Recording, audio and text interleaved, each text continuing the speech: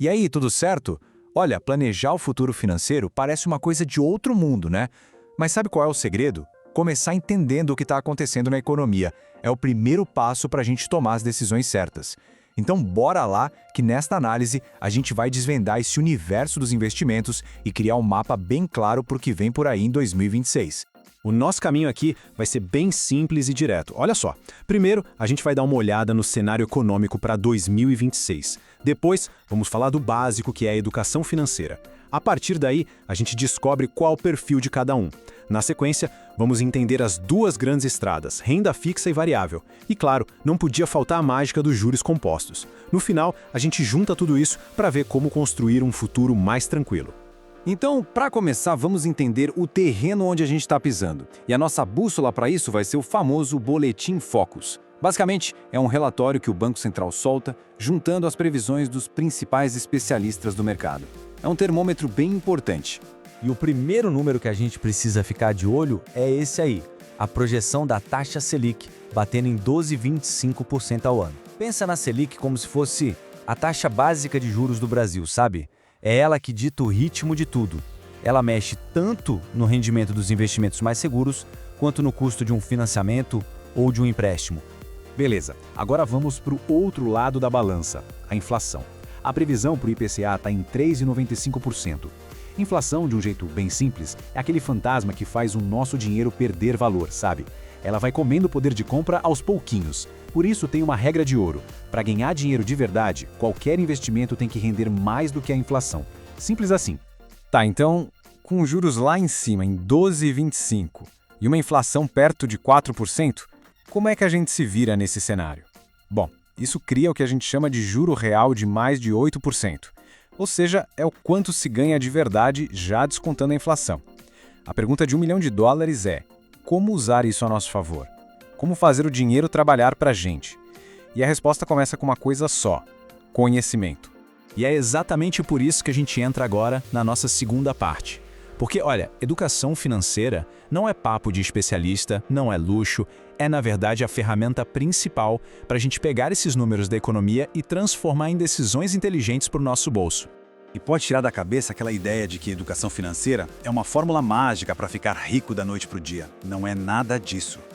É simplesmente entender como o dinheiro funciona. É sobre criar o hábito de planejar, de saber para onde o dinheiro vai e, o mais importante de tudo, ter base para tomar boas decisões e construir um futuro mais seguro. Ok, com essa base de conhecimento pronta, o próximo passo é olhar para dentro. Pensa assim: antes de escolher um remédio, o médico precisa te conhecer, certo? Com investimentos é a mesma coisa. Antes de escolher onde colocar o dinheiro, é fundamental entender que tipo de investidor cada um é. Qual o nível de risco que se topa correr, quais são os objetivos. E isso é levado tão a sério que existe até regra para isso. A CVM, que é tipo o xerife do mercado de investimentos, obriga os bancos e as corretoras a fazerem um teste com todo mundo. Um questionário chamado Suitability. É basicamente uma análise para garantir que o investimento que estão te oferecendo combina com o seu perfil. É uma proteção, uma segurança a mais. Bom, vamos aos perfis. O primeiro é o conservador. Aqui, a palavra-chave é uma só: segurança. O foco não é buscar o maior lucro do mundo, mas sim correr o mínimo de risco possível. A prioridade máxima é preservar o capital. É para quem gosta de dormir tranquilo à noite, sem sustos. Depois, a gente tem o perfil moderado. Esse aqui é o perfil do equilíbrio.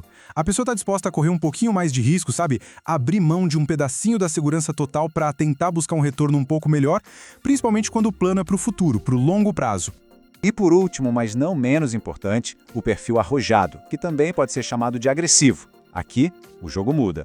O foco é 100% em maximizar os ganhos. Quem tem esse perfil entende e aceita que para ir atrás dos maiores retornos, vai ter que aguentar a montanha-russa do mercado, grandes variações e até a chance de perder dinheiro no caminho.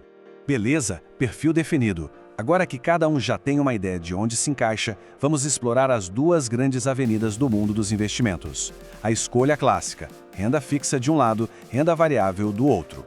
A diferença entre elas é crucial. Pensa assim: na renda fixa, você já entra no jogo sabendo as regras. A forma de calcular o rendimento já está combinada desde o começo, traz mais previsibilidade.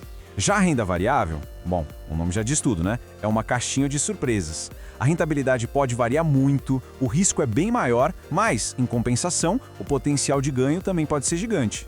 E o pulo do gato é justamente ligar o perfil de cada um com o tipo certo de investimento.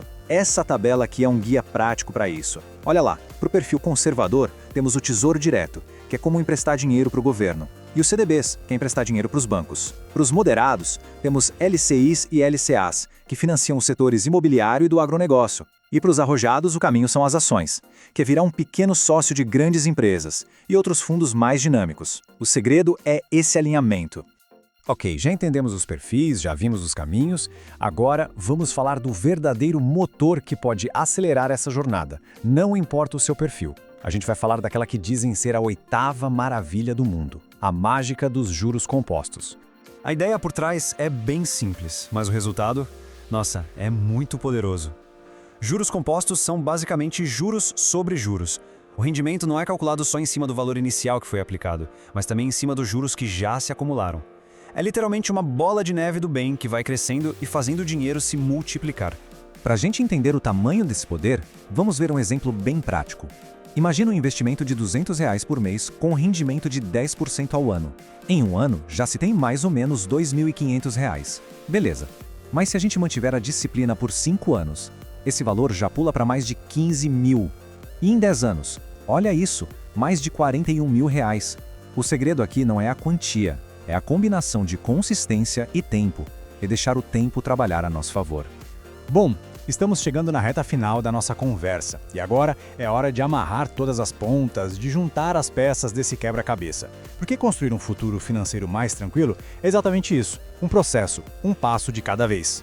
Então, qual é o mapa do tesouro? Vamos resumir. Primeiro passo, ficar de olho no cenário econômico, entender o que Selic e inflação significam na prática. Segundo, nunca parar de aprender e investir em educação financeira. Terceiro, o passo crucial do autoconhecimento, identificar o próprio perfil de investidor. Quarto, com o perfil na mão, escolher os investimentos que fazem sentido. E por fim, a regra de ouro, ter consistência. É isso que vai permitir que o tempo e os juros compostos façam a sua mágica. No fim das contas, toda grande construção começa com a primeira pedra. Com tudo isso que a gente conversou, a grande questão muda de o que fazer para quando começar. O futuro financeiro não é uma questão de sorte, ele é construído com as decisões que a gente toma hoje. E aí, qual vai ser sua primeira decisão?